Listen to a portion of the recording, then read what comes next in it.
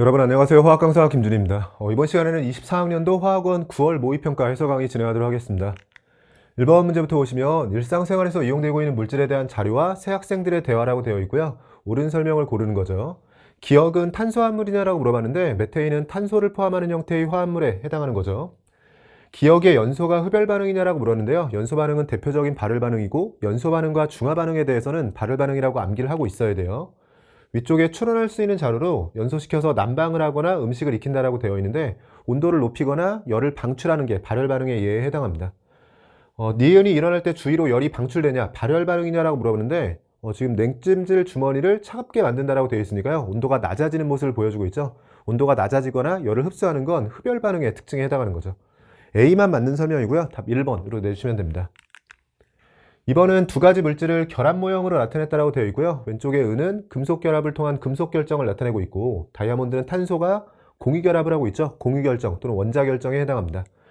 기억은 자유롭게 움직이는 자유전자에 해당하는 게 맞고요. 은은 전성이나 연성이 있죠. 금속의 특징에 해당하고. 디귿번 다이아몬드를 구성하는 원자는 공유 결합을 하고 있는 게 맞습니다. 기억, 니은, 디귿 전체가 맞는 보기고 답 5번으로 내주시면 되네요. 3번은 실린더에 AB3 그리고 C2 기체를 넣고 반응을 완결시켰을 때 전후의 실린더에 존재하는 물질을 나타낸 것이라고 되어 있어요. 부피의 B를 V1과 V2라고 제시하고 이 비율 관계를 묻고 있는 상황이죠. 제시된 자료를 보면 반응물이 모두 소모되면서 생성물이 된 거고요. 지금 고체 상태로 존재하는 A2C3를 제외하고 기체의 부피 B는 기체의 분자수 B를 따져주면 되겠죠. 지금 주어진 상황에서 복잡해 보이는 A2C3를 1로 두면서 그냥 양쪽에서 원자의 종류와 개수를 맞춰볼게요. A 원자 2개 기준으로 2가 붙어주면 되고요. B가 6개인 거니까 여기에 3이 붙고 C는 3개인 거니까 여기에 2분의 3이 붙어주면 됩니다. 분자수만 놓고 봤을 땐 3.5에서 3이 된 거니까 7대 6의 비율을 가지고 있고요. 분자수 B이자 이게 부피 B가 되는 거죠. 7대 6의 비율인 거니까 7분의 6. 답 2번으로 내주시면 되네요. 오른쪽 4번 문제 보시면 학생 A가 수행한 탐구활동이라고 되어 있고요. 구조가 직선형인 분자와 평면 삼각형인 분자가 모두 무극성 분자인 거냐?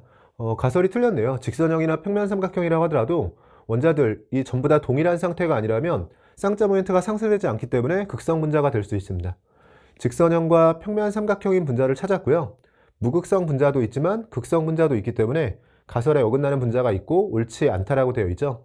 기억 자리엔 직선이면서 극성 분자인 걸 찾아야 되고요.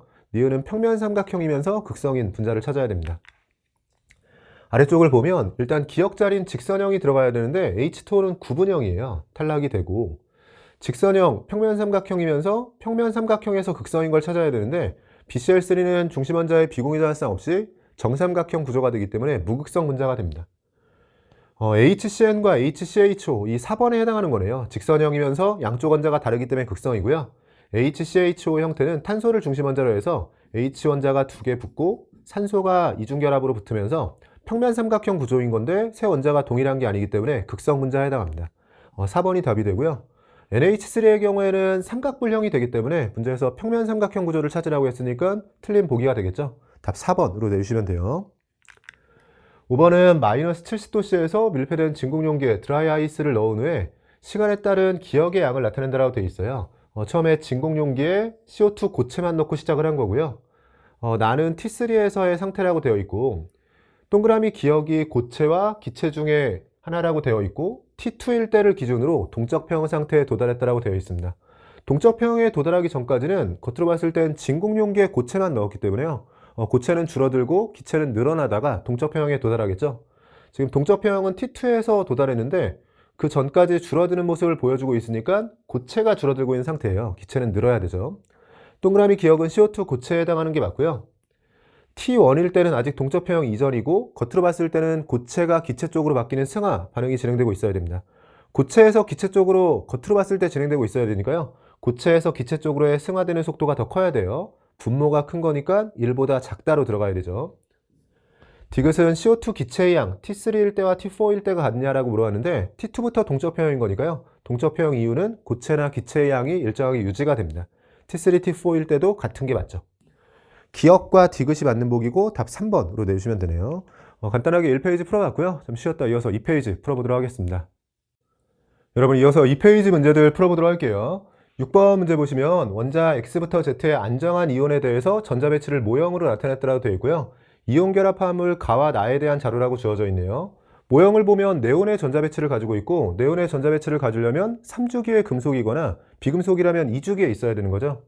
구성 원소와 이온수의 비율이 주어져 있는데 A와 C, 지금 전하량이 가려져 있고 아래쪽 조건으로 A부터 C는 3 이하의 자연수라는 조건을 제시하고 있습니다. 이온수가 2대 3으로 결합을 하고 있으면 전체가 중성이 돼야 되니까요. 전하량은 3대 2로 들어가야 돼요. 3대 2로 들어가면서 3 이하의 자연수라고 했으니까 그대로 3가, 2가로 들어가게 되고 3가 양이온은 3주기의 알루미늄에 해당하는 거고요. 2가 음이온이 되는 건 산소에 해당하는 거죠. Z는 지금 산소라는 걸 찾았으니까요. 2- 형태로 들어가면 이온수가 2대 1이라고 했을 때는 전하량은 1대 2가 되면서 1가 양이온은 3주기의 나트륨에 해당합니다. 대응을 잘 시켰고요. A는 3에 해당하는 거죠. 기억 틀린 보기가 되고, Z는 산소에 해당하는 게 맞습니다. 디귿번 원자과 전자수를 X와 Y에서 비교하라고 되어 있는데 알루미늄과 나트륨이면 3과 1로 알루미늄 X에서가 큰 게 맞죠? 니은과 디귿이 맞는 보기가 되고 답 5번으로 내주시면 돼요. 7번은 바닥 상태 마그네슘의 전자 배치에서 전자가 들어있는 오비탈 가부터 라에 대한 자료라고 주어져 있어요. 바닥 상태의 마그네슘에서 전자가 들어있는 오비탈은 1s부터 시작해서 1s, 2s, 2p, 3s까지 전자가 들어있습니다. 이때 n 플러스 l 값, 가나다의 순서로 제시되어 있는데 n 플러스 l 값은 1, 2, 그리고 2p와 3s는 3으로 동일하기 때문에 1, 2, 3의 값을 갖는 거고, 그럼 순서대로 3, 2, 1로 들어가야 되죠. 이때 2와 1은 하나씩밖에 없으니까요. 일단 다가 1s로 확정인 거고, 나가 2s로 확정인 거고, 가의 경우엔 2p와 3s 중에 골라야 됩니다. ml 값에 대해서 제시가 되어 있는데 지금 나는 s오비탈로 확정인 거니까 s오비탈은 ml 값이 0인 거죠. 그러면 라도 0이 되는 거고요. 0보다 작은 음수 값을 가져야 되는데 음수 값을 가질 수 있는 건 지금 p오비탈에 들어가면서 마이너스 1로 들어가는 수밖에 없죠. 그러면 가의 경우에는 2p에 해당하는 거고, 그 중에서 ml 값은 마이너스 1짜리에 해당하는 거고요. 가부터 라 중에서 L 플러스 ML 값, 라가 가장 크다. 6평에 이어서 비슷하게 출제가 되고 있는데요. 지금 여기에서 갑자기 3개를 대응시켰으니까 남아있는 라가 3s다 이러면 안 된다고 했어요. 지금 2p에 3개의 오비탈이 있는 거고, 그 중에서 가는 자기 항자수 마이너스 1짜리에 대응이 된 거니까 라에 해당하는 후보군은 남아있는 2p 오비탈 2개와 3s 중에 골라야 됩니다. 여기에서 그대로 라를 대응시킬 것 같으면 마지막 조건이 필요 없는 거죠. 마지막 조건을 보면서 라를 대응시켜야 되고요. L 플러스 ML 값이 라에서 가장 크다라고 되어 있는데 L 플러스 ML 값은 S오비탈은 둘 다 0이 되는 거니까 0이고요. 가의 경우에는 P에는 L 값이 1이고 ML 값은 마이너스 1인 거니까 가도 0이 됩니다. 그럼 라가 가장 크다라고 되어 있는데 라는 지금 ML 값이 0이기 때문에 최소한 L 값이 0이 아니라 1로 들어가야 되고, 지금 P오비탈로 들어가는 수밖에 없는 상황이죠. 그래서 라의 경우에도 2P가 되는 거고요. 그 중에서 ML 값은 0짜리에 해당하는 거죠. 기억번에 에너지 준위, 가와 나가 같냐라고 물어봤는데 조심해야겠죠. 우리가 보통 이런 문제가 수소원자에서 많이 출제가 됐기 때문에 오비탈의 에너지 준위를 비교하라고 했을 때 n값만 가지고 비교했었거든요. 근데 지금은 다전자 원자인 마그네슘 상태이기 때문에요. 다전자 원자에서 오비탈의 에너지 준위는 n 플러스 l 값에 먼저 우선시 되는 거죠. 그래서 n 플러스 l 값이 일단 커야 되고요. 같은 n 플러스 l 값을 가지고 있을 때는 n 값이 커야 됩니다. 지금은 ES와 EP를 비교하면 수소원자에선 에너지 준위가 같겠지만 n 플러스 l 값의 차이가 나면서 다전자에서는 ES보단 EP가 에너지 준위가 높은 거예요. 가에서가 큰 거고 기억번 틀린 보기가 됩니다. 가에서 L 플러스 ML 값을 물었는데 P오비탈로 L 값은 1이고 ML 값은 마이너스 1인 거니까 더해주면 0이 되는 게 맞고요. 라는 3s가 아니었죠. 라는 2P오비탈에 해당합니다. 니은번 보기와 맞는 보기고 답 2번으로 내주시면 돼요. 8번은 수소와 이주기원소 XY로 구성된 세 가지 분자의 분자식이라고 되어 있고요. 옥텟 규칙 만족 조건이 제시되어 있고 전기음 성도가 X가 H보다 크다란 조건도 있네요. 이주기의 옥텟 규칙 만족 조건이 들어가면 CnOF 중에 골라야 되는데, 사실 그럼 전기음 성도 조건은 배경 지식이 있는 분들은 그냥 이 조건이 없어도 당연히 알고 있는 거죠. 우리가 CnOF 중에서 전기음 성도가 가장 작은 게 주기율표상 왼쪽에 있는 탄소예요. 근데 탄소의 전기음 성도도 2.5, 수소의 2.1보다 크기 때문에 CnOF 중에 누가 X더라도 이 조건은 만족을 하고 있는 겁니다. XH4 형태로 H 4개가 붙으면 X는 바로 탄소가 되죠. CH4가 되고요. 수소 2개가 붙으면서 옥텟을 만족하는 건 산소예요. OH2 형태가 되고 CO2로 들어가면서 마지막 XY2 분자식을 통해서는 어느 정도 탄소, 산소 잘 대입했다는 검산도 되는 것 같아요. 전기음 성도는 산소가 탄소보다 큰 거죠. 주기율표상 오른쪽에 있는 게 큰 겁니다. OH2에서 산소, 부분적인 양전할 띠냐라고 물어봤는데 산소가 수소보다 전기음 성도가 크기 때문에 부분적인 음전할 띠고 있는 거죠. 니은은 틀린 보기. 결합각을 비교하라고 되어 있는데요. XY2, CO2는 직선형으로 180도가 되고 메테인은 정사면체 구조로 109.5도가 됩니다. 직선형에서가 큰 게 맞죠. 기역과 디귿이 맞는 보기고 답 4번으로 내주시면 돼요. 9번은 금속 A부터 C의 산화하는 반응 실험이라고 되어 있고요. A 이온이 3m몰 들어있는 수액 Vml를 비커 1, 2에 각각 넣었다라고 되어 있고요. 금속 B와 C를 각각 조금씩 넣어서 반응시킨다라고 되어 있는데 중성에 금속이 들어가는 상태니까 양전하의 총합이 유지돼야 돼요. B와 C는 이온으로 바뀌는데 전하량이 다 빠져 있고요. 수액 속 전체 양이온의 양이 그림과 같다라고 되어 있는데 양이온의 양의 변화를 통해서 어차피 양전하의 총합은 유지가 되는데 양이온 수가 바뀌어 나가는 건 양이온의 평균 전하량에 대한 정보를 알려주고 있는 거죠. 지금 1번 실험에서는 점점 양이온 수가 많아지는 걸로 봐서 양이온 하나당 평균 전하량은 감소하고 있는 겁니다. A 이온이 있었고 B 이온이 들어가면서 반응하는 과정에서 평균 전하량이 감소하고 있으니까 A와 B 중에서는 B가 작다라는 걸 알려주는 거고요.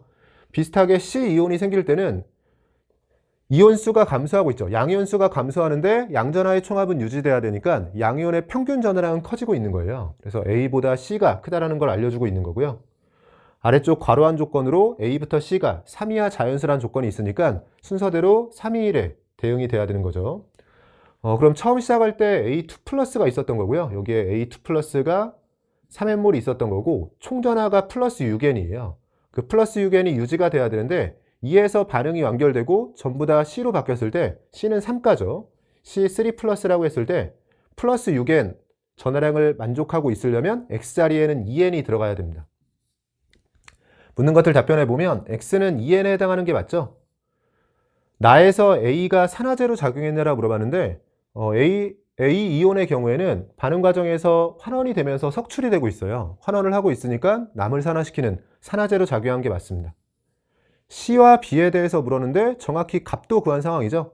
3과 1이 되는 거니까요. 부등호도 잘 맞게 들어갔네요. 기억 니은 디귿 전체가 맞는 보기고 답 5번으로 내주시면 돼요. 아래쪽 10번 보시면 2, 3주기의 14족부터 16족까지의 발학상태 원자 X부터 Z에 대한 자료라고 주어져 있고요. 분수 형태로 자료가 주어져 있는데 보통은 상대값으로 주어지는데 실제 비율이 주어졌으니까 편하게 풀이가 가능할 것 같아요. 14족부터 16족까지 P오비탈에 들어있는 전자수를 먼저 써보면 2주기에서는 2, 3, 4 순서가 되죠. 2, 3, 4의 순서로 들어가고 분모에 들어가는 홀 전자수는 2, 3, 2의 순서로 들어갑니다. 3주기로 들어가면서는 P오비탈 전자수가 6만큼 늘겠죠. 2P하고 3P, 2P에 들어있던 전자수만큼 3P에 들어있는 건데요. 3P에 들어있으면서 2P 6개도 들어있는 거니까 P오비탈 전자수는 6개만큼 차이 나는 상황. 그래서 8과 9와 10이 되고 물론 그냥 3주기에서 14족부터 16족에 들어있는 P오비탈 전자수를 생각하셨어도 돼요. 홀 전자수는 동일하게 2, 3, 2의 순서로 들어가고요. 앞에서 봤듯이 상대값이 아니라 실제 비율이기 때문에 2와 3과 4를 찾아야 됩니다. 1이 되는 거고 여기에 2가 있고요. 4가 있고 3이 있고 얘는 5가 되기 때문에 다른 조건 없이 그냥 이 자료로 바로 대응이 되는 거네요. 2로 들어가는 건 2주기 16족에 해당하는 산소고요. 3으로 들어간 건 3주기 15족 인이 되고 Z는 3주기 14족의 규소 자리에 들어갑니다. 3주기 원소는 Y와 Z 두 가지가 되는 게 맞고요. 홀전자수 X와 Y에서 비교하라고 되어 있는데 2개와 3개로 Y에서가 큰 겁니다. 니은은 틀린 보기. 전자가 들어있는 오비탈 수 Z가 X의 2배냐라고 물어봤는데요. 규소는 3P에 2개까지 전자가 들어가면서 전자가 들어있는 오비탈 수가 8개예요. X 산소는 2P까지는 전자가 다 들어있으니까 전자가 들어있는 오비탈 수가 5개가 됩니다. 2배는 아니네요. 기억이 맞는 보기가 됐고 보기들 중에서는 답 1번으로 내주시면 돼요. 11번은 원자 W부터 Z에 대해서 1, 2차 이온화 에너지의 비율을 나타내고 있네요. 보통은 1차분의 2차 형태로 주어지는데 분자 분모가 바뀐 거에 주의해야 되고요. 리튬부터 시작해서 베릴륨, 붕소, 탄소 1족부터 14족까지 2주기 원소가 주어져 있고 Y와 Z에 대해서 제1이온화 에너지 정보도 주어져 있습니다. 우리가 워낙에 1, 2차 이온화 에너지는 문제에 자주 출제가 되기 때문에 어떤 부분을 암기하기로 했었냐면 1차 이온화 에너지 분의 2차 이온화 에너지 이런 형태로 많이 나오게 되죠. 이 값이 어디에서 커지냐라고 했을 때 만약에 1쪽이 있다면 1쪽이 무조건 크다라고 해야 되고요. 1족을 제외하고 비교할 때는 2족, 13족, 14족에서 비교를 시키거나 15족, 16족, 17족에서 비교를 시킨다라고 했었어요. 이때 무조건 2족, 13족, 14족에서는 13족이 크다. 15, 16, 17에서는 16족이 크다. 이렇게 언급을 했었습니다. 그래서 1족이 끼어 있으면 1족을 먼저 골라주고 1족 제외하고 물어봤을 때는 13족 또는 16족에 대해서 큰 값을 갖는다라고 기억을 하고 있는 거죠. 지금도 비슷하게 출제가 된 건데 다만 1, 2차 이온화 에너지에 대해서 분자 분모가 바뀌었기 때문에요. 일단 1족이 2차에서 급격한 증가를 하면서 분모가 급격하게 증가하면서 커진 거니까 값이 제일 작아야겠죠. 리튬이 들어가야 되고요. 그 다음에 2족, 13족, 14족에 대해서는 원래 1, 2차의 비율에서는 컸던 건데 지금은 뒤집었으니까 작아야 됩니다. 그래서 2족, 13족, 14족 중에서 13족에 해당하는 붕소가 이 자리에 들어가야 되고 베릴륨과 탄소에 대해서는 이 조건을 제시한 거죠. 그래서 1차 이온화 에너지가 Y쪽이 크다라고 되어 있는데 베릴륨, 탄소는 중간에 붕소가 들어가면서 예외는 없죠. 오른쪽에 있는 탄소가 크기 때문에 Y가 탄소가 되고 Z가 베릴륨이 되는 상황입니다. W는 리튬에 해당하는 게 맞고요. 원자과 전자가 느끼는 유효액 전하는 같은 주기에서 오른쪽에 있는 게 큰 거죠. Y와 X, 탄소와 붕소를 비교하고 있는데 오른쪽에 있는 탄소에서가 큰 겁니다. 니은번 맞는 보기가 됐고 원자 반지름 Z가 가장 작냐라고 물어봤는데 원자 반지름은 같은 주기에서 제일 오른쪽에 있는 애가 작은 거예요. 지금은 Z가 아니라 탄소에 해당하는 Y에서가 가장 작은 거죠. 디귿은 틀린 보기네요. 기억과 니은이 맞는 보기고 답 3번으로 내주시면 됩니다. 여기까지 간단히 2페이지까지 정리해봤고요. 잠시 쉬었다가 이어서 3페이지 풀어보도록 하겠습니다. 여러분 이어서 3페이지 문제들 풀어보도록 할게요. 12번 문제 보시면 탄소, 플로린, 그리고 XY로 구성된 분자 가부터 다에 대한 자료라고 주어져 있고요. X와 Y를 질소와 산소 중에 고르라고 되어 있네요. 모든 원자는 옥텟 규칙을 만족한다라고 되어 있습니다. 분자식만 가지고도 대응이 되네요. XF2라고 되어 있는데 플로린과 결합 2개 하면서 옥텟을 만족하는 건 산소에 해당하겠죠. OF2 형태에 해당하는 거고요. 뒤쪽 자료는 오히려 검산용으로 쓰이겠네요. 플로린과 산소 사이에 단일 결합 2개가 들어갑니다. C와 지금 X는 산소인 거니까요. COF2 형태로 화학식이 생각나고 뒤쪽에서 검산이 되는 거죠. 탄소와 플로린 사이에 단일 결합 2개가 있고 탄소와 산소 사이에는 이중 결합이 하나가 있습니다. X가 산소인 거니까요. Y는 질소가 되면서 NF3가 되고 질소와 플로린 사이에 단일 결합 3개가 있는 거죠. 가의 분자 구조는 구분형에 해당하는 거고요. 산소 원자에 비공유활성 2쌍 들어가면서 SN4 기반의 구분형이 됩니다. M값은 2가 되는 거죠. 니은은 틀린 보기. 비공유 전자쌍 수분의 공유 전자쌍 수에 대해서 나와 다에서 비교하라고 되어 있는데요. 다의 경우에 NF3는 결합선수 3개가 되면서 공유 전자쌍 수는 3이고요. 비공유 전자쌍은 1과 9를 더해서 10이 됩니다. 나에서는 COF2에서 공유 전자쌍수, 즉 결합선수의 경우에는 중심원자의 결합선수죠. 탄소에 4개가 있고요. 비공유 전자쌍은 탄소엔 없고 산소에 2개, 플로린에 3 곱하기 2로 6개를 더해주면 총 8개가 됩니다. 0.3과 0.5의 비교인 거니까 부등호 방향이 바뀌어야 되죠. 디귿번 틀린 보기가 됐고 기억번만 맞는 보기네요. 답 1번으로 내주시면 됩니다. 13번 문제 보시면 0.3몰 농도 A수액 Xml와 0.2몰 농도 B수액 300ml에 각각 물을 넣을 때 넣어준 물의 부피에 따른 각 용액의 몰 농도를 나타낸다고 되어 있어요. 화학식량은 3A와 A로 주어지면서 3대1 비율을 제시하고 있습니다.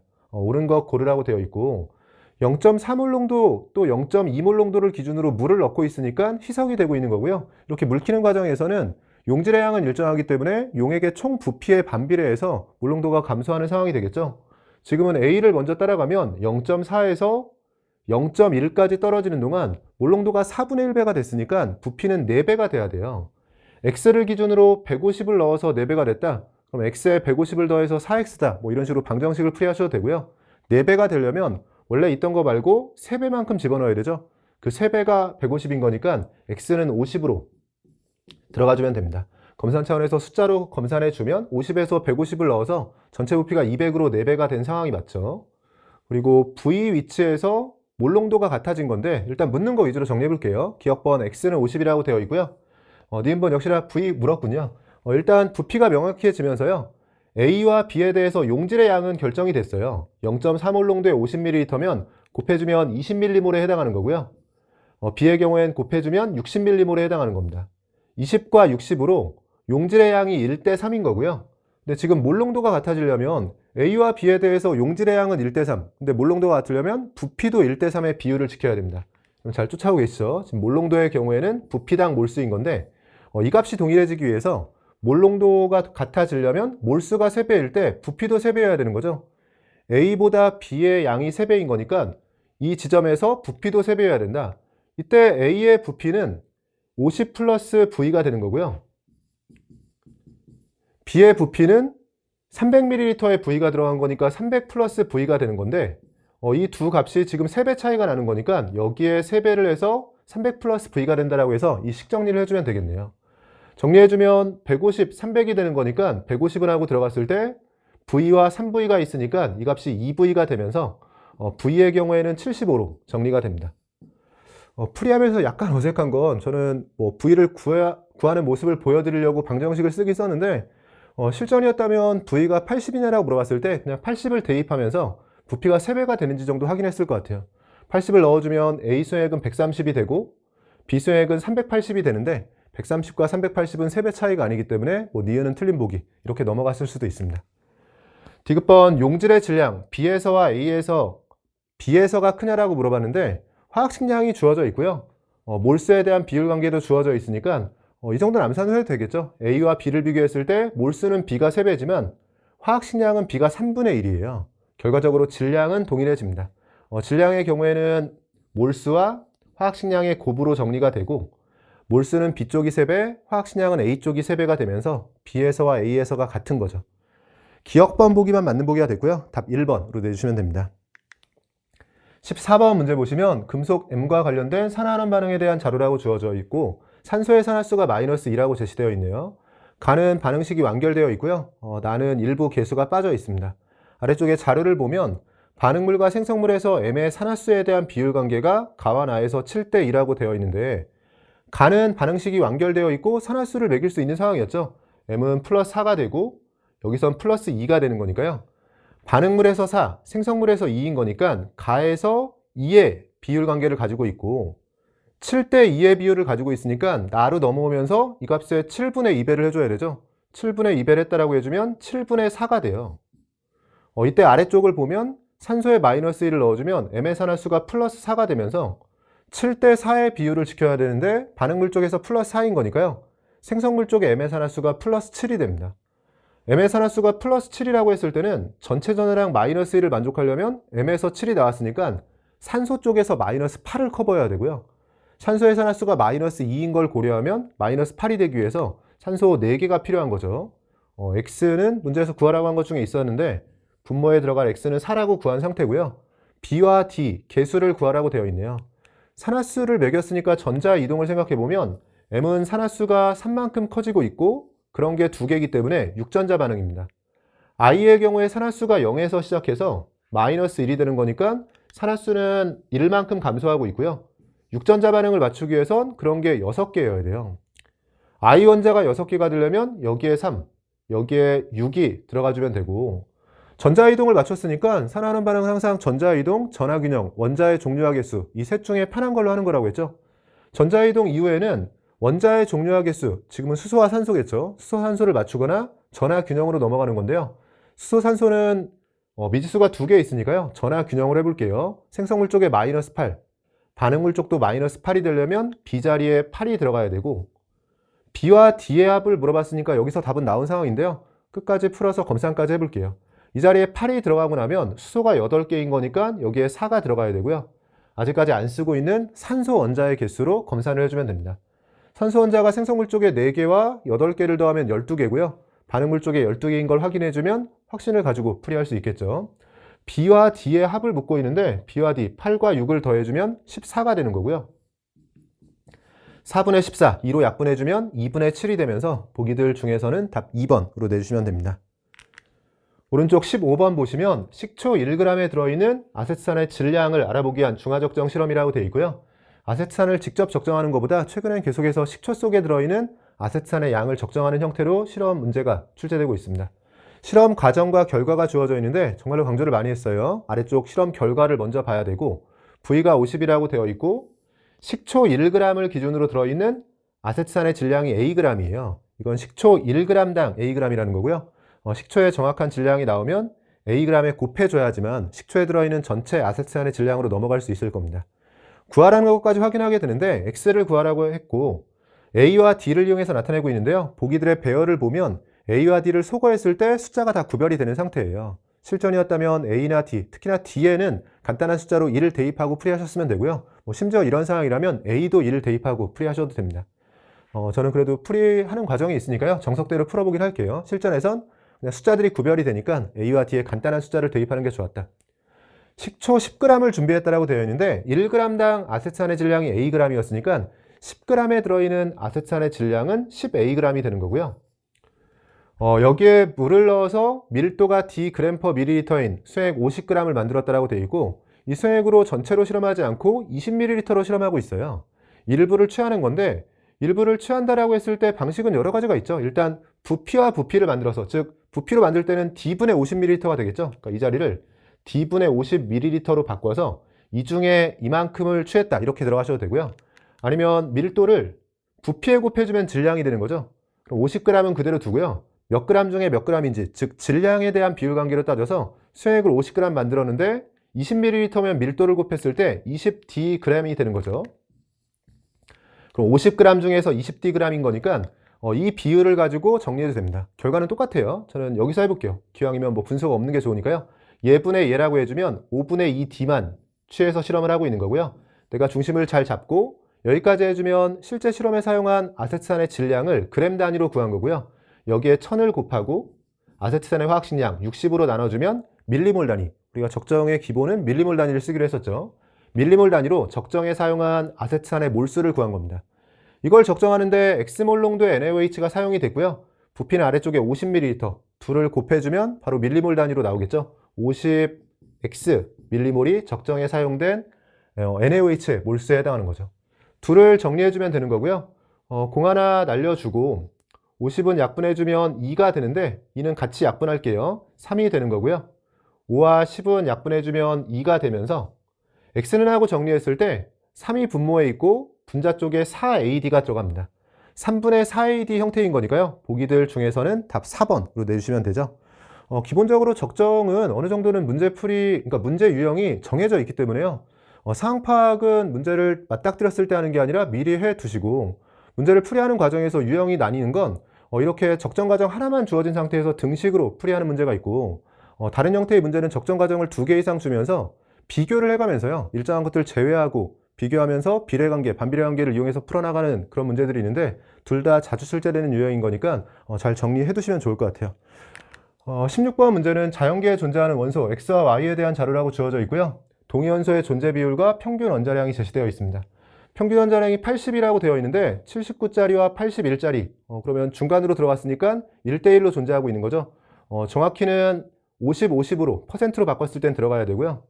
M과 M 플러스 2짜리가 주어져 있고 아래쪽에 자료를 준 건 XY 중 분자량이 M 플러스 81짜리의 존재 비율이 있고요. Y2 중에서 분자량이 2M 플러스 4짜리 Y2의 존재 비율이 있는데 이 비율 관계를 8이라고 했네요. 괄호 안에는 특별한 조건은 없고 질량수와 원자량이 같다란 정도 조건이 포함되어 있습니다. 그럼 그냥 여기서 시작을 해야 되는 거죠. 지금 Y2 중에서 분자량이 2M 플러스 4짜리, 2M 플러스 4짜리가 되려면 밑에 있는 것만 2번 들어가는 거네요. 지금 퍼센트로 되어 있는데 굳이 이제 백분율로 바꾸기보다도요. 그냥 확률로 계산해 볼게요.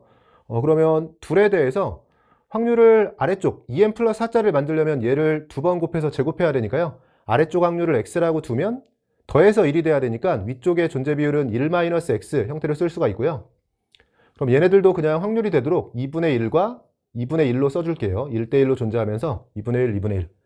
그러면 2m 플러스 4짜리의 경우에는 분모에 들어가는 건 X제곱 형태로 들어가고요. 요 식을 정리하려고 해요. 분자에 들어가는 건 XY 중에서 분자량이 M 플러스 81짜리. M 플러스 81짜리는 XY를 만드는 과정에서 얘네 둘을 조합해주면 M 플러스 79가 되고요.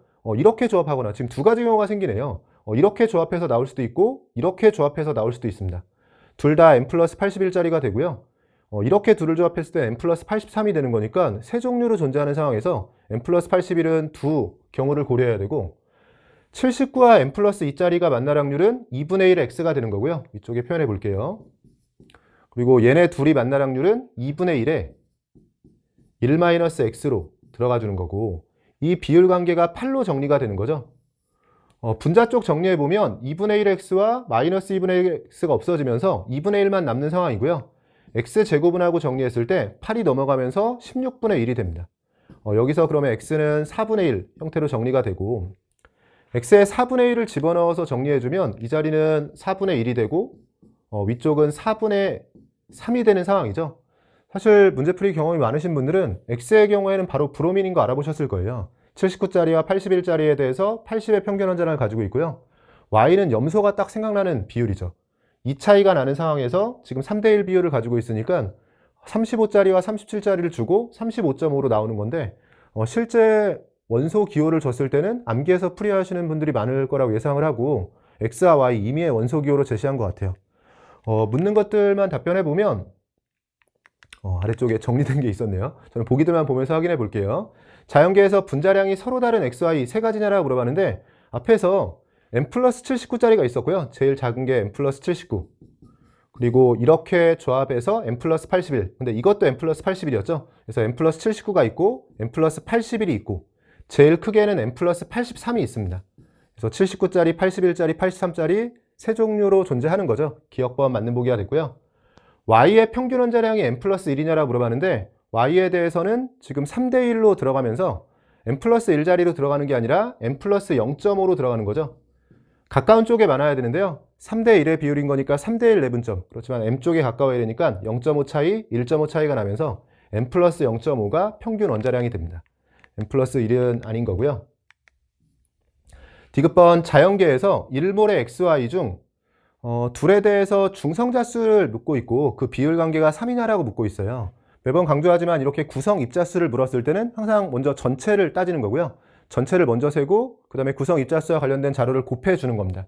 지금은 중성자수에 대해서 앞쪽이 분자인 거니까요. 일단 분자수를 먼저 세는 거고요.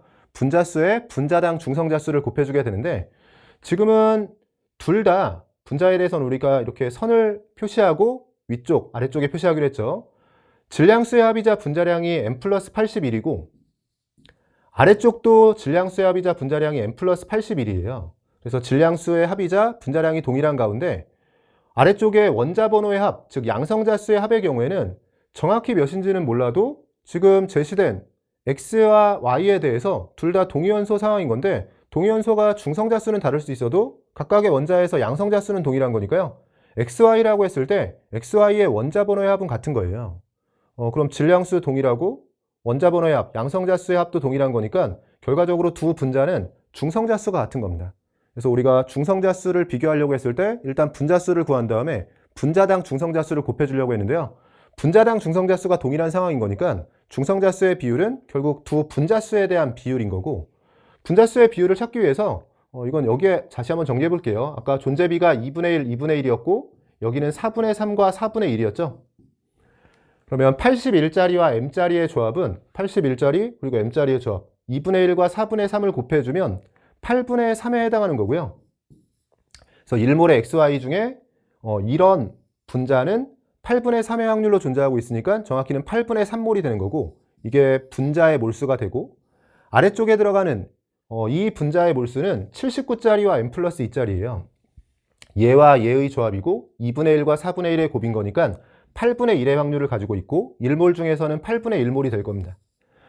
여기에 뒤쪽에 분자당 중성자수를 곱해주면 중성자의 몰수를 비교할 수 있는 건데, 뒤에 곱해지는 분자당 중성자수가 동일한 상태죠. 죄송해요. 이 값이 동일하기 때문에 이 비율이 그대로 중성자수의 비율이 되는 거고요. 지금 3만큼 차이가 나는 게 맞습니다. 기억과 디귿이 맞는 보기가 되는 거고, 다행히 그래도 3페이지 마지막에서 제가 목이 안 좋네요. 기억과 디귿이 맞는 보기 답 3번이 되고요. 여기까지 해서 3페이지까지 풀어봤고요. 죄송해요. 잠시 쉬었다가 이어서 4페이지 풀어보도록 하겠습니다. 여러분, 이어서 4페이지에 남아있는 뇌문항 풀어보도록 할게요. 17번 문제 보시면 25도씨에서 수액 가완화에 대한 자료라고 주어져 있고요. 이 단원 문제는 매번 강조하지만 자주 사용되는 자료들이 있고, 이 자료들에 대해서 계산 팁들을 잘 정리해 둬야 됩니다. 지금도 수소이온과 산화이온 농도비 워낙에 자주 출제되는 자료죠. 항상 이 둘은 독립적으로 움직이는 게 아니라요, 곱해서 일정한 값을 유지해야 되니까 한쪽이 n배가 되면 다른 쪽은 n분의 1배가 되면서 곱한 값이 일정하게 유지가 되는 거예요. 그래서 지금도 가와 나 자료를 비교할 때 둘 사이에 지금 나에서 가로 가면서 100배만큼 이 분수값이 변했다라고 자료를 줬는데요. 이 100배에 대해서 분자 따로, 분모 따로 독립적으로 움직이는 게 아니라 100배가 되기 위해선 N제곱배, 즉 수소이온이 10배가 되고 수산화이온 농도는 10분의 1배가 되면서 결과적으로 100배가 된 겁니다. 느낌상으로는 반반 나눠가는 느낌이고요. 수학적으로는 지금 곱해주는 거니까 루트를 취하는 거죠. 그래서 100배, 10의 제곱이라고 되어 있는데 10의 거듭제곱 형태에서 지수를 나눈다라고 생각하셔도 되고, 어쨌든 반반 나눠서 이 100배를 커버하고 있는 거고, 그래서 위쪽에서 10배, 아래쪽에서 10배인 건데 분모 쪽에서는 10배 기여를 하려면 분모에 들어가는 수산화이온 농도는 10분의 1배가 된 거죠. 그래서 수소이온 농도는 10배가 된 거고 수산화이온 농도의 경우엔 10분의 1배가 된 거예요. 그럼 오른쪽에서도 나와 가에 대해서 분석을 할 때요. 수소이온 농도가 10배 된다는 걸 찾았으니까 수소이온 농도가 10배가 되면 pH는 1 작아지겠죠? 근데 pH와 pOH는 이제 더해서 일정한 값을 가져야 되잖아요. 앞쪽에서 곱해서 일정한 값을 가질 때는 한쪽이 n배가 되면 다른 쪽은 n분의 1배가 되는 이런 관계였다면, 더해서 일정한 값을 가지려면 한쪽이 n만큼 커지면 다른 쪽은 n만큼 감소해야 됩니다. 그래서 지금 위쪽으로 올라가면서 수소이온 농도가 10배가 되면서 pH가 1을 감소했다면 pOH는 1 커져야 되는 거죠. 그럼 얘는 1 커지고 얘는 1 작아졌으니까 둘 사이의 간격은 2만큼 증가했겠죠. 그래서 여기서 2만큼 증가해서 2B가 되는 거고요. 그럼 B가 2라는 걸 알려주는 거죠. B의 2. 그럼 2B는 4로 들어가게 되고, 2와 4가 나오고 나면 다시 한번 pOH, pH도 빠르게 대응시킬 수 있어야 되는 게요. 이 둘에 대해서는 중성일 때 pH와 pOH가 둘 다 7이 되면서 차이가 0이에요. 그래서 둘 사이의 차이는 중성일 때, 즉 0을 기준으로 해서 한쪽이 n만큼 커지면 한쪽은 n만큼 작아지는 거니까요. 둘 사이의 차이가 4만큼 벌어졌다는 건 이걸 다시 반으로 나눠서 중성일 때의 7을 기준으로 플러스 마이너스 2만큼 움직인 겁니다. 그래서 7을 기준으로 한쪽에서 n 커지면 한쪽은 n 작아지는 게 pH, pOH 관계라고 생각하시고, 지금처럼 4만큼 차이가 나려면 7을 기준으로 플러스 마이너스 2, 그래서 pOH의 경우에는 7 플러스 2로 9가 되는 거고요. pH의 경우에는 7 마이너스 2로 5가 되는 거죠. 그래서 9와 5에 대해서 4만큼 차이가 난 거고요. 마찬가지로 2만큼 차이를 벌리려면 중성일 땐 0이었고 7을 기준으로 반을 나눠서 플러스 마이너스 1입니다. 그럼 8과 6에 해당하는 거고요. 8 빼기 6의 형태로 정리가 되니까 pOH는 8이 되고 pH는 6이 되는 거죠. 우린 pH 분석이 편한 거니까 5와 6을 기준으로 분석해 주시면 되고, 부피는 보기를 보면서 정리해 볼게요. 기억번에 B분의 A가 50이냐라고 물어봤는데요. B는 2라고 구했고 A의 경우에는 수소이온과 수산화이온 농도에 대해서 비율을 묻고 있는데, 지금 pH와 pOH가 6과 8로 제시되면서 2 차이 나는 거죠. 이렇게 pH, pOH, P스케일에서는 2 차이 나면 농도로는 10의 제곱배 차이 나는 거고요. P스케일은 작은 쪽이 큰 거니까 pH, 즉 수소이온 농도 쪽이 고농도예요. 수소이온 농도 쪽이 고농도가 되면서 100배 차이인 거니까요. A 자리는 100으로 들어가는 게 맞습니다. 물론 그냥 대입을 해서요. 수소이온 농도는 10의 마이너스 6승, 수산화이온 농도는 10의 마이너스 8승인 거니까 둘 사이의 비율 관계가 100이라고 찾으셔도 되죠. 2와 100인 거니까 2분의 100, 50에 해당하는 게 맞고요. 니은번 가의 pH가 4냐라고 물어봤지만 5에 해당하는 거죠. 니은은 틀린 보기가 됩니다. 디귿번 몰수에 대한 비율 관계를 물었고 정말로 많이 했죠. 몰수는 몰농도와 부피의 곱으로 정리가 되고요. 둘 다 수소이온에 대한 거니까 그냥 pH만 보면서 지금 1 차이죠. 농도는 10배 차이인 건데 항상 분자가 주어예요. 나 쪽이 pH가 커지면서 수소이온 농도는 10분의 1입니다. 부피의 경우에는 분자, 나가 주어인 건데 나 쪽에서가 부피는 10배인 거네요. 농도는 10분의 1이지만 부피가 10배가 되면서 결과적으로 몰수는 같은 거죠. 디귿번 맞는 보기가 됐네요. 기억과 디귿이 맞는 보기고 답 4번으로 내주시면 돼요. 아래쪽 18번 문제 보시면 T도시 일기압, 온도와 압력을 고정한 상태에서 실린더 가하나에 들어있는 기체에 대한 자료라고 주어져 있네요. 혼합기체 상황에 대해서 질량 그리고 부피가 제시되어 있고, 부피는 당연히 분자수에 대한 자료를 줬다라고 생각할 수 있죠. 5대 4의 비율입니다. Y 원자수가 가에서가 나에서의 8분의 7배라고 되어 있는데, 일단 Y 원자수를 살펴보면 항상 원자수는 분자수에 분자당 원자수를 곱해주는 건데요. 왼쪽에서는 분자당 원자수가 다르기 때문에 분자수에서 시작해서 바로 원자수로 넘어갈 수가 없어요. 근데 지금 나 쪽의 경우에는 혼합기체 상황이긴 하지만 둘 다 분자당 원자수가 4인 거죠. 그래서 전체 분자수를 V 떼고 이 값을 그대로 썼을 때요. 전체 분자가 4라고 했을 때 어떻게 나눠갔든 각각의 분자마다 분자당 Y 원자수가 4인 거니까 전체 Y 원자수가 우리가 쓰고 있는 상대값으로는 16으로 고정이 됩니다. 어떻게 나눠 가져도 어쨌든 분자는 4개고 분자당 원자수가 둘 다 4인 거니까 4 곱하기 4로 계산해서 16으로 들어가게 되고요. 가에서가 나에서의 8분의 7배라고 했으니까 7대 8의 비율이라고 했을 때는 y 원자수가 가쪽에서는 14가 되는 거예요. 그럼 전체 분자수는 5인데 y 원자수가 14다. 그러면 각각의 분자수를 대응시킬 수 있는 게 물론 뭐 정석적으로 방정식을 풀어도 되죠. 뭐 이 자리를 잠깐 x라고 두고 이 자리는 그러면 5-x 형태로 들어가면서 y 원자수가 14가 되려면 여기서 4x가 나오고요. 여기선 5-x와 2를 곱해주면 10-2x 형태로 정리가 되면서 2x가 4인 거니까 x에 2, 그럼 5 빼기 x로 이 자리엔 3이 들어가면서 2와 3이 대응이 될 거예요. 그래서 이렇게 정석적으로 풀이하셔도 되고, 또는 이건 전체 분자수가 5인데 y 원자수가 14라고 했을 때요, 방정식을 풀이하지 않고 평균 분자당 y 원자수가 몇인가를 통해서 접근할 수도 있어요. 그러니까 5개의 분자로 y 원자가 14개가 나오려면 원래 분자수에서 원자수로 넘어갈 때 분자당 원자수를 곱해주게 되잖아요. 근데 여기서 곱해줘야 되는 분자당 원자수는 2.8입니다. 그래서 5개의 분자로 y 원자가 14개가 나오려면 분자당 y 원자수가 2.8. 근데 분자당 y 원자수가 위쪽에 4와 2가 있는데 평균값 2.8을 가졌다는 건 2와 0.8 차이 나고 4와 1.2 차이 나니까요. 3대2 내분점이면서 항상 가까운 쪽이 많아야 되니까 3대2로 둘이 5개의 분자를 나눠 갖는다? 그럼 그대로 3과 2가 들어가주면 되죠. 뭐 간단하게 y 원자수를 셌을 때 8개, 6개 더해서 14개가 되는 걸 통해서 검사를 하셔도 되고, 뭐 본인한테 편한 방식으로 접근해 주시면 될 것 같아요. 그래서 이 자료를 활용해서 지금 분자수에 대해선 가쪽이 정리가 됐고요. 아래쪽에 x원자수분의 z원자수, 이번엔 가에서가 나에서의 6배라고 되어 있는데 왼쪽이 분자수가 명확해졌으니까요. x원자수분의 z원자수도 정리가 됐죠.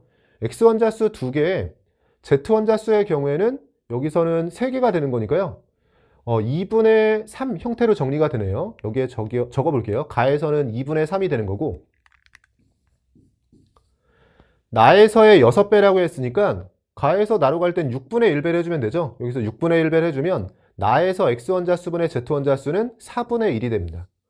여기서 x원자수분의 z원자수가 4분의 1인데 앞에서 활용했던 게 다시 한번 쓰이네요. 지금 분자수가 4인데요.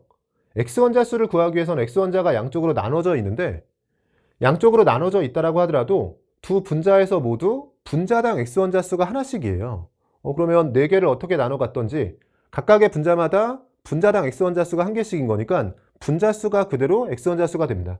그래서 분자수가 4개인 상태에서 어떻게 나눠 가져도 x원자수는 4개. 그러면 4가 그대로 들어갔으니까 z원자수가 1이란 얘기고요. z원자는 오른쪽밖에 없는데 z원자수가 1이 나오려면 분자수도 1이어야 되죠. 지금 분자당 z원자수가 하나인 분자예요. 전체가 4가 되려면 이 자리에 3이 들어가면서 두 번째 자료까지 활용해서 이제 분자수는 다 상대값으로 스케일을 맞췄네요. 마지막으로 가에서 Z의 질량이 4.8g이고 나에서 XY4의 질량은 Wg이다. W는 우리가 구해야 되는 거니까 이 자료만 활용하면 될 것 같고요. 가에서 Z원자의 질량을 줬는데 우리가 Z원자수 그냥 간단하게 몰수처럼 생각해주면 몰수를 알고 있고 질량을 줬으니까 원자량 자료를 주는 거죠. Z에 대해서는 지금 3몰의 Z가 있다고 생각해주면 3몰의 Z를 4.8g이라고 준 거예요. 그럼 1몰의 Z 기준으로, 즉 Z의 원자량은 1.6이라고 제시하고 있는 겁니다. 사실 조금 눈치가 빠르신 분들은 Z가 1.6이라고 주어졌을 때 이런 화학식들이 사실은 CH4, H2O 이런 게 생각나기 때문에 이게 아닐까라고 해서 심증을 가지고 대입해가면서 문제를 푸신 분들도 있었을 것 같아요. 저는 그래도 정석적으로 한번 풀어볼게요. Z는 그러면 지금 주어진 분자의 몰수 또 원자의 몰수 스케일에선 원자량 1.6 기준으로 나오게 된 거고, 오른쪽으로 넘어오면서 XY4의 질량을 Wg이라고 했는데 그거 구해야 되고요. 각각의 원자량을 구해야 되는 거니까 조금 더 정리를 해볼게요.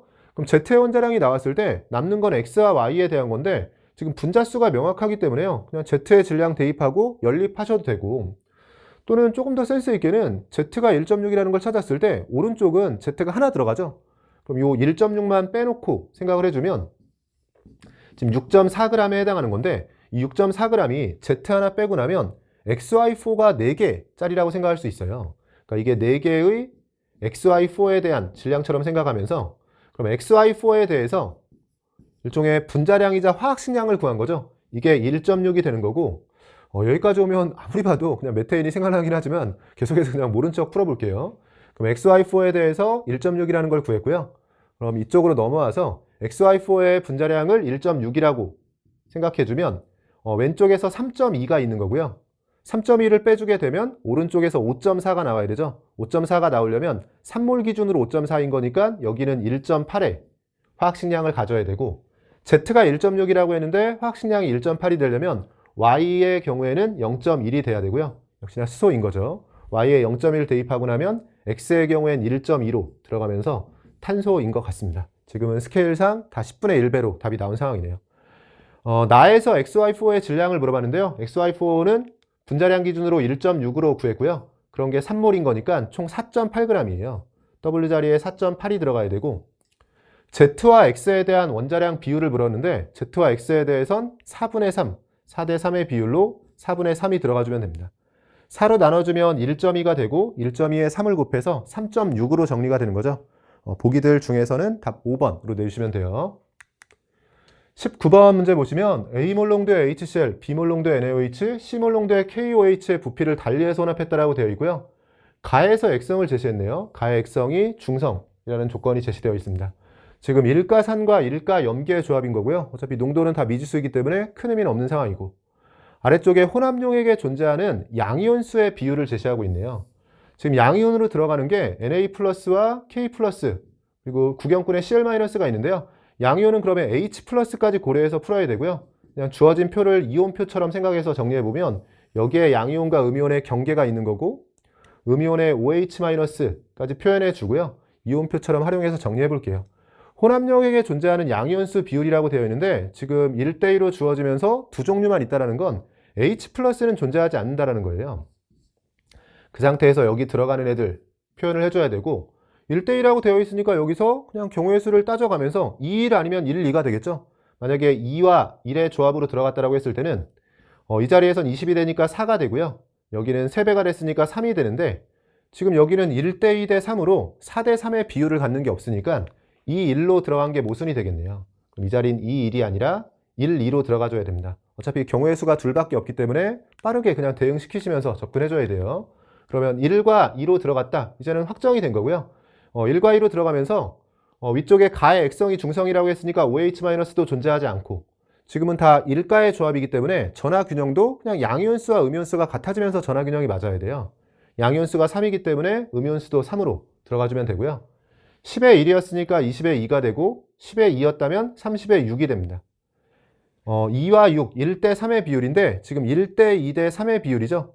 3배 비율 차이를 보이는 건 이 자리하고 이 자리예요. 여기를 2와 6으로 써주면 이 자리는 4가 됩니다. 양이온수에 대해서 비율 관계를 보고 있는 건데 세 종류가 존재해야 되니까 OH-가 존재하지 않고 H 플러스가 존재하는 건데 2, 6 제외하면 4가 들어가는 거고요. 전하균형은 그냥 양이온수, 음이온수가 같으면 돼요. 지금 8과 4를 더해서 양이온수가 12인 거니까 음이온수도 12로 들어가 줘야 되고, 10에 3이었는데 12가 나오려면 이 자리는 40이 되는 거죠. X자리는 40으로 채우게 되고요. 문제에서 Y분의 X를 물었는데 이미 X는 찾았네요.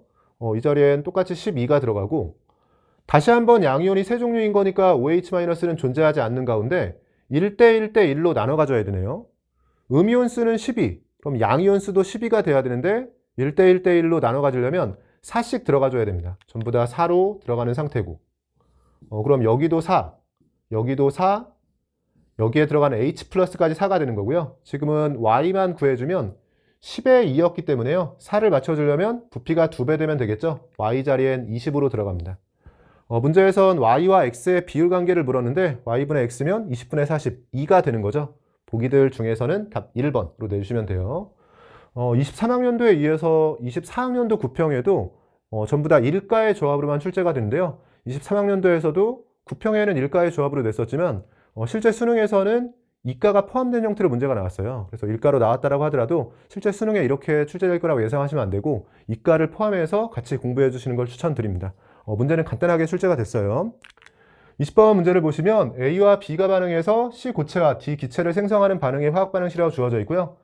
매번 양적 관계 문항을 풀이할 때는 반응식을 보면서 개수들의 상황과 상태를 보는 거죠. 그래서 이렇게 고체나 액체가 끼어 있으면서 이 자체로 함정이 된다고 했었어요. 기체에 대해서 부피든 분자수든 밀도든 여러 자료를 줬을 때 고체나 액체가 끼어 있으면 그걸 제외하고 자료가 주어진 걸로 해석할 수 있어야 되고요. 개수는 계속해서 명확하게 최근엔 주고 있죠. 개수가 명확하게 주어져 있기 때문에 언제든 반응하는 양에 대해서 넷 중에 하나만 구해내게 되면 나머지도 개수비는 몰수비인 걸, 반응할 때 몰수비인 걸 활용해서 나머지도 찾을 수 있는 상황입니다. C가 고체인 거 인지하고요. 전체 개수가 나왔다는 거 인지한 상태에서 읽어볼게요. 실린더에 A와 B 기체를 넣고 반응을 완결시킨 실험 1부터 3에 대한 자료라고 주어져 있고 1부터 3에서 A가 모두 반응했다. 한계 반응물을 명확히 줬네요. 1에서 반응 후 생성된 D의 질량은 27Wg이라고 제시했고요. A와 C에 대해서 화학식량이 2대 5의 비율을 갖는다라고 제시했습니다. 화학식량은 위쪽에 미리 표현할게요. A가 2일 때 C가 5라고 제시하고 있는 거고요. 아래쪽에서 1부터 3에서 A가 모두 한계 반응물로 작용하고 있으니까요. 14W만큼 반응한 거고 아래쪽은 7W만큼 그대로 반응을 해준 겁니다. 그리고 1번 실험에 대해서는 반응 후 생성된 D의 질량이 27W라고 했어요. D에 대해서 27W라는 조건을 주면 지금 질량 위주로 주고 있으니까 질량 보존도 활용할 겸요. 뒤쪽에 C와 D에 대해서 따로 자리를 잡아서 표현해보면 1번 실험에서 생성된 D의 질량이 27W입니다. 그러면 B든 C든 뭔가 하나 나와야지만 소모된 질량이 생성된 질량과 같다라고 해서 질량 보존을 쓸 텐데 이때 이 자료를 써주면 되겠네요. 지금 개수가 명확한 상태에서 A와 C는 화학식량의 비율도 준 거죠. 그럼 개수비는 반응할 때의 몰수비고 이 개수비의 화학식량을 곱해주면 몰수비의 화학식량을 곱하는 거기 때문에 반응할 때의 질량비가 됩니다. A와 C에 대해서는 개수뿐만 아니라 화학식량도 있으면서 질량비가 2대 5라는 걸 찾았어요. 반응할 때의 질량비가 2대 5죠. 그러면 A가 14W 반응하면 C는 그거의 2분의 5배, 2분의 5배 해주게 되면 35W만큼 생성이 되는 거네요. 그럼 이 자리에 D만 준 게 아니라 C가 35W 생성이 됐다라고 준 거고 제가 항상 습관적으로 소모되는 것들 부호를 붙이죠. 마이너스를 붙이고요. 생성되는 것들을 이렇게 플러스 부호를 붙여요. 그래야지만 실수하지 않을 수 있고 C와 D에 대해서는 이만큼 생성이 된 거죠. 그럼 우리가 질량 보존은 소모된 질량과 생성된 질량이 같아야 된다는 것도 있으니까요. 62W만큼 생성이 되려면 62W만큼 소모가 돼야 됩니다. 그래서 반응 전 총 질량과 반응 후의 총 질량이 같다. 이것도 질량 보존이지만 소모된 반응물의 질량과 생성된 생성물의 질량이 같다. 이것도 질량 보존이에요. 62W만큼 생성이 되려면 62W 소모가 돼야 됩니다. 여기서 14W라면 이쪽에서 48W가 소모가 돼야 되는 거죠. 그래서 반응할 때의 질량비를 찾은 거고요. 그럼 아래쪽엔 절반만큼 반응하고 있으니까 여기도 다 찾은 거네요. 절반에 해당하는 24W만큼 반응한 상황이에요. 그리고 나면 우리가 추가로 찾을 수 있는 게 이 자료를 활용해야겠죠. 지금 문제에서는 X와 Y를 구하라고 되어 있고요.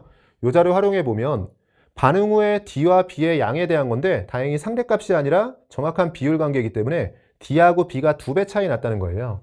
어차피 비율인 거니까 앞쪽에 상대값으로 분자의 몰수를 적으면서 시작을 해볼게요. A가 모두 반응한 상황에서 그냥 개수만큼 반응했다라고 하는 게 편하겠죠. A 7W에 해당하는 걸 1로 두고 시작해보면 1에서 1만큼 반응한 상황이고요. 개수대로 반응한 거니까 B는 3만큼 반응한 상황이고 C하고 D도 개수만큼 나왔다라고 해주면 C는 1이 나오고 D는 3이 나온 겁니다. C는 1, D는 3이 나온 건데 지금 D가 있네요. D가 3만큼 나왔다라고 해주면 이 비율 관계를 지키려면 B는 6이 남아야 되는 상황이고요. B가 6이 남기 위해서는 3만큼 반응하고 6이 남은 거니까 이 자리엔 9로 들어가야겠네요. 9에서 3만큼 반응했다. B에 대해서는 지금 몰수하고 질량에 대한 비례 관계, 이 비례 상수가 나온 거죠. B는 지금 우리가 쓰고 있는 몰수의 상대값 기준으로 1몰 기준으로 8W예요. 1당 8W인 거니까 9몰 기준으로는 8배에서 72W가 됩니다. X자리는 72로 들어가게 되고요. X 72로 표현이 되고 Y를 찾아줘야 되는데 Y에 대해서는 지금 아래쪽에서 다시 한번 B와 D에 대한 비율 관계네요. 그대로 식을 써주면 되겠네요. 지금 7W에 1이었으니까요. 스케일 그대로 지키면서 1에서 1 반응했다라고 해주면 여기는 3 반응한 거였고 8에 해당하는 게 3이었으니까요. 8로 나눠주게 되면 4.5 또는 뭐 24와 36을 비교하면서 2대 3인 거니까 1.5배에서 4.5라고 해주셔도 됩니다. 그럼 Y를 구하기 위해서 남아있는 B의 경우에는 4.5에서 3 반응하고 1.5가 남은 거고요. 생성되는 D의 경우에는 개수대로 반응하고 있으니까 D는 3만큼 생성이 되는 상황입니다. 3분의 1.5 형태로 정리가 되면서 Y는 2분의 1이 되는 거고요. Y자리에 2분의 1이 들어가면 그냥 답이 나온 상황이 됐네요. 그럼 처음에 C가 고체라는 걸 좀 신경을 쓰고 있었는데 주어진 상황에서 고체라는 걸 이용해서 뭔가 함정을 파지는 않은 상황이네요. 그냥 자료 정리를 하다 보니까 빈칸 채우기 하듯이 채우다 보면 답이 나오는 상황이었습니다. 72와 2분의 1을 곱해서 36으로 정리가 되고요. 보기들 중에서는 답 2번으로 내주시면 됩니다. 6평에 이어서 9평에서도 4페이지의 난이도가 상당히 낮아진 편이에요. 그러니까 24학년도 6평, 24학년도 9평 이렇게 두 번의 평가원 시험이 계속해서 4페이지의 난이도가 좀 낮게 출제가 되고 있고, 이전 평가원 문제들과 비교했을 때는 2, 3페이지의 빅킬러나 중킬러는 조금 까다롭게 4페이지에 좀 고난이도 문항으로 출제됐던 화학식량과 몰, 양적관계, 중화반응 파트는 조금 난이도를 평소보다 낮춰서 계속해서 출제하고 있습니다. 이런 출제 기조는 수능까지 좀 이어질 거라고 보이는데 계속해서 좀 비슷한 방식으로 출제가 되고 있고, 또 특히나 EBS 연계에서 비슷한 문제들이 좀 많이 나오고 있으니까요. 평가원 문제들뿐만 아니라 EBS 연계 교재도 좀 잘 풀이하셔서 좀 미리미리 좀 대비하시는 게 중요할 것 같습니다. 여기까지 해서 24학년도 9월 화학원 해설 강의를 마치도록 하겠습니다. 수고하셨습니다.